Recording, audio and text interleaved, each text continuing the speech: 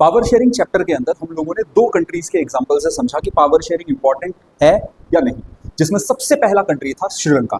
तो आज बहुत शॉर्ट में स्टोरी ऑफ श्रीलंका समझने की कोशिश करते हैं। हर कंट्री को हम 5 पैरामीटर्स पे पढ़ेंगे, location, ethnic composition, problem, solution and effects. सबसे पहले अगर हम बात करें लोकेशन, जैसा कि मैं हमेशा बताता हूं, हमें जनरल लोकेशन और स्पेसिफिक लोकेशन दोनों बताना है। जनरल लोकेशन यानी श्रीलंका एशिया कॉन्टिनेंट के अंदर लोकेटेड है, स्पेसिफिक लोकेशन यानी सदर्न पार्ट ऑफ इंडिया के पास लोकेटेड एक आइलैंड कंट्री। दूसरे नंबर पे एथनिक कॉम्पोजिशन यानी कि यहाँ का जो सोसाइटी है, समाज है, वो कितने हिस्सों में, कितने वर्गों में बटा हुआ। सबसे पहले 74% सिन्हलास जो कि यहाँ पर मेजॉरिटी में पाए जाते हैं, 18% तमिल्स। अब ये 18% तमिल्स फर्दर डिवाइड होते हैं 13% Sri Lankan Tamils and 5% Indian Tamils में, एंड 8% अदर कैटेगरीज को बिलोंग करने वाले लोग हैं, फॉर एग्जाम्पल क्रिश्चियंस या बाकी रिलीजन के लोग।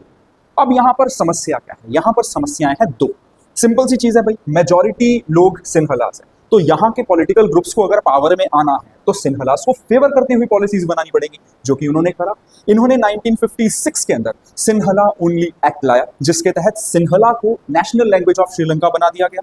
सिन्हलीज कम्युनिटी के लोगों को एजुकेशन और एम्प्लॉयमेंट के अंदर रिजर्वेशंस देने लग गए, और इनका जो रिलीजन था बुद्धिज्म, उसका प्रमोशन करने के लिए पॉलिसीज बनानी शुरू कर दी, जिस वजह से तमिल्स को बहुत ज्यादा इग्नोर्ड, बहुत ज्यादा आउटकास्टेड फील होने लगा। उन्होंने पार्लियामेंट के अंदर अलग अलग तरीकों से अपना कंसर्न सरकार को बताने की कोशिश करी। सरकार ने जब किसी चीज को नहीं सुना तो इन्होंने रीजनल ऑटोनॉमी की मांग करी। रीजनल ऑटोनॉमी का मतलब तमिल कम्युनिटी के लिए सेपरेट स्टेट, जिसका नाम इन्होंने रखा तमिल ईला।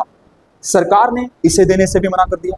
तो ये मेजर प्रॉब्लम थी, कॉन्फ्लिक्ट थी सिन्हलास और तमिल्स के बीच, यानी मेजॉरिटीज और माइनॉरिटीज के बीच। अब इसका सोल्यूशन श्रीलंकन गवर्नमेंट के अनुसार था मेजॉरिटेरियनिज्म। मेजॉरिटेरियनिज्म का मतलब क्या है कि भाई आपके देश की जो भी मेजॉरिटी कम्युनिटी है उसे तो आप फेवर करो, जो कि ये कर रहे थे, सिन्हलास को फेवर, और माइनॉरिटीज को इग्नोर करो, जो कि तमिल्स को इग्नोर किया जा रहा था। अब ये पॉलिसी इनके लिए पॉजिटिव साबित हुई या नेगेटिव साबित हुई? बिल्कुल नेगेटिव साबित हुई। कैसे? इस पॉलिसी की वजह से श्रीलंका में सिविल वॉर हो गया, यानी सरकार और लोग आपस में एक दूसरे से लड़ने लग गए। इकोनॉमिक क्राइसिस हो गया, श्रीलंका की जीडीपी और पर कैपिटा इनकम नीचे चले गए, और लाइफ और प्रॉपर्टी को बहुत ज्यादा नुकसान हुआ, बहुत सारे लोग मारे गए और इंफ्रास्ट्रक्चर को बहुत ज्यादा डैमेज हुआ।